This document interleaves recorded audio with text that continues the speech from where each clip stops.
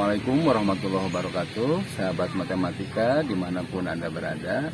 Pada episode kali ini saya ingin mencoba mengangkat terkait dengan tipe belajar anak menurut para psikolog ya. Ini suatu hal yang penting kita memahami tipe belajar anak karena untuk apa?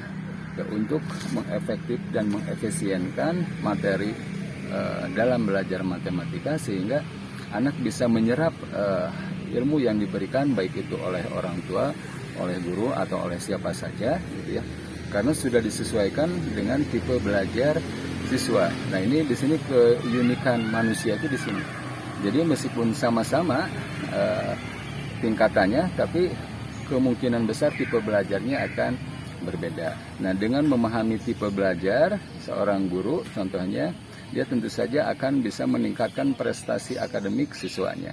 Nah, tipe belajar menurut para psikolog itu ada 3. Yang pertama, tipe belajar visual.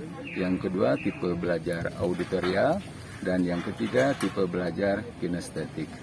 Nah, tentu saja ketiga tipe ini apakah ada yang paling bagus gitu ya? Tidak, ternyata menurut para psikolog ternyata tipe belajar ini semuanya bagus ya. Yang tidak ada tipe belajar yang lebih jelek gitu ya. Semuanya bagus. Cuman tergantung dari guru atau orang tua atau siapa saja bisa memahami tipe belajar yang dimiliki oleh anak tersebut. Nah, baik kita coba mengurai satu persatu tipe belajar. Tipe belajar visual itu ya seperti kita ketahui namanya visual. Jadi siswa itu lebih senang melihat gitu ya. Melihat dan kemungkinan besar dengan tipe belajar visual dengan cara melihat seperti itu dia akan lebih banyak menyerap ilmu pengetahuan atau materi yang diberikan oleh siapa saja. Nah, berarti tantangannya bagi guru ketika misalkan mengajar di kelas maka dia harus menuliskan di papan tulis dengan tulisan yang bagus dengan variasi warna tulisan. Contohnya misalkan untuk rumus diberi warna merah atau warna hijau, berbeda dengan tulisan yang lainnya. Contoh yang lainnya ketika guru memberikan materi dalam bentuk PowerPoint yang sudah didesain sedemikian rupa oleh guru dengan perpaduan warna-warna yang menarik dengan tulisan-tulisan yang jelas bisa dilihat, bisa dibaca oleh siswa. Nah, itu salah satu trik pemberian materi bagi tipe belajar yang visual. Nah, yang kedua kita masuk kepada tipe belajar yang auditorial, yang mendengarkan. Nah, tipe belajar yang kedua yaitu auditorial.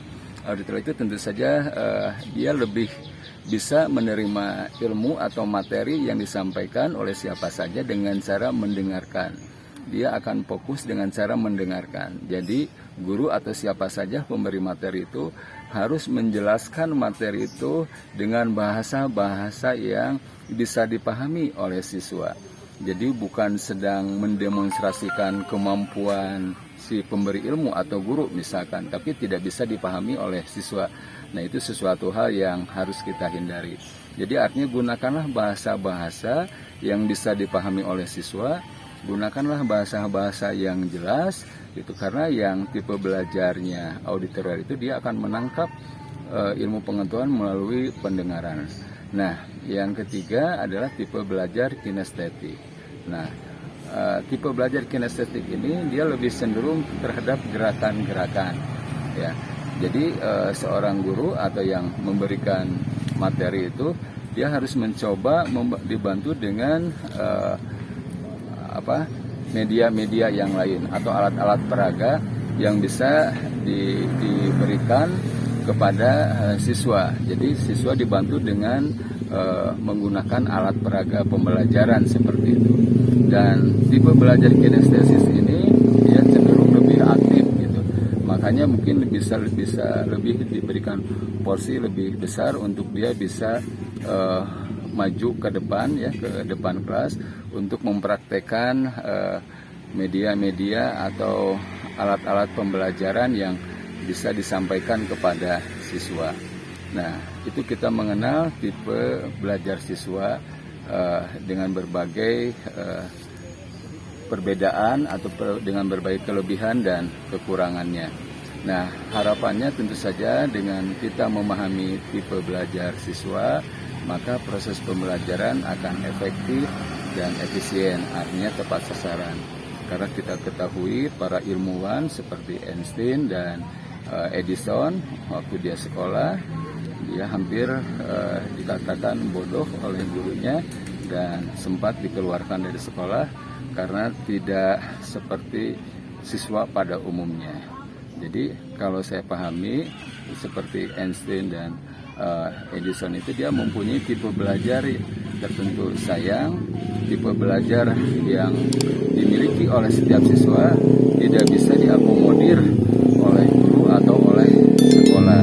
Harusnya pihak sekolah atau guru bisa mengakomodir tipe-tipe belajar anak tersebut. Apakah dengan cara mengelompokkan atau memberikan kelas-kelas yang berbeda, gitu ya, setiap kelas dengan tipe belajar yang sama sehingga dia mempunyai kemampuan yang bisa dieksplor oleh dirinya karena gurunya tepat memberikan materi sesuai dengan tipe belajar siswa.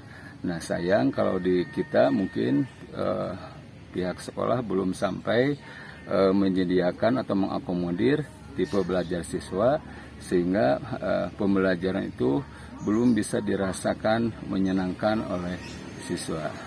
Itu mungkin sahabat matematika yang bisa saya sampaikan. Terima kasih atas segala perhatiannya. Assalamualaikum warahmatullahi wabarakatuh. Maaf, bisa diedit ya.